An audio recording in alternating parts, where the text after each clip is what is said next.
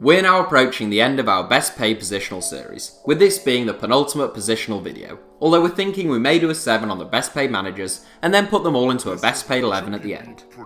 Once again, we remind you that there is no central midfield 7, so any central midfielders have to be assigned as either defensive or attacking midfielders, hence the inclusion of some players who aren't really truly attacking midfielders. Here are the 7 best paid attacking midfielders in world football. Cesc Fabregas, £206,000 a week. Well, we did warn you, and of course, as the years passed by, Cesc Fabregas had tended to drop deeper and deeper. There was a time when Fabregas really was an attacking midfielder, often playing as a false 9 even, and he was Spain's most advanced player when they won Euro 2012. Nowadays, Fabregas tends to be more of a deep-lying playmaker, although we hope you'd agree he's still closer to being an attacking midfielder than a defensive midfielder. A 2-time European Championships winner and 1-time World Cup winner, Fabregas was recently left out of Spain's squad for the upcoming finals in Russia. Ivan Rakitic, £229,000 a week. Once again, Ivan Rakitic is more a pure central midfielder these days, but he's still far closer to being an attacking midfielder than a defensive midfielder. The talented and intelligent Croatian has had an unrelenting career progression, impressing at Basel, Schalke, and Sevilla, before getting his move to Barcelona, where he hasn't disappointed.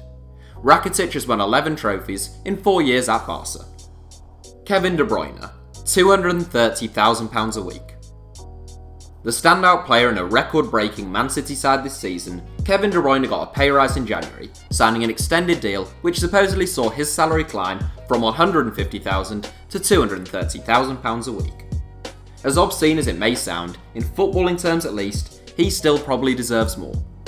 De Bruyne is a proper attacking midfielder, although he's just as capable in central midfield when asked to play there. A wonderfully gifted and technical midfield player, De Bruyne's vision and range of passing is almost without peer in world football right now. Luka Modric, £254,000 a week. Like Ivan Rakitic, Luka Modric is a star of the Croatian national team, enjoying great success at one of Spain's big 2. Also like Ivan Rakitic, he isn't really an attacking midfielder. He certainly was at Tottenham, where he did enough to prompt Real into a drawn-out transfer saga with Spurs chief Daniel Levy, but he eventually settled at the Bernabeu in a less advanced role. I was a huge fan of Modric at White Hart Lane, but you'd have to say he's reached new heights at Real Madrid. His all-round game is superb, combining his high work rate with tremendous ball retention and intelligence both on and off the ball. Modric has been named in the FIFA Pro World 11 3 times and was named as the 2017 UEFA Midfielder of the Season. Andres Iniesta, £276,000 a week. Andres Iniesta's £276,000 a week deal at Barcelona is obviously about to come to an end, but the reported contracts he has been offered from both Japan and China would actually increase his weekly salary. Iniesta is quite simply one of the greatest players of his generation and one of the finest midfield players in the history of the game. Whether he is played in central, attacking, or on the left side of midfield, Iniesta always brings a touch of calmness and genius to proceedings.